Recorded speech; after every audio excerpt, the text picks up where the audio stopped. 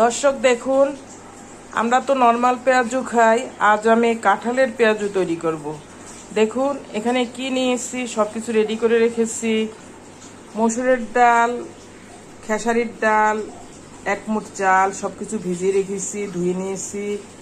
কাঁঠাল সিদ্ধ করে রেখেছি, কাঁচা কাঁঠাল এক মুঠ নিয়ে নিয়েছি। কাঁঠাল, ধনেপাতা, কাঁচামরিচ নিয়েছি, এগুলো ব্লেন্ডার করে নিব একই সাথে। এখানে দেখুন আমি ধনেপাতা, মশলার গুঁড়া, ভ্যারাইটিস, হলুদ, মরিচ এগুলো নিয়ে রেখেছি। এখানে দেখুন পেঁয়াজ কুটে রেখেছি, রসুন কুটে রেখেছি, একটা টমেটো কেটে রেখেছি। এখানে আদা দিয়েছি 1 পিস।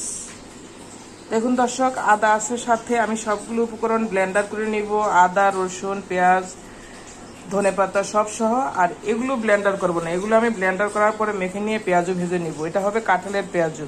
এটা খেতে খুবই সুস্বাদু হবে।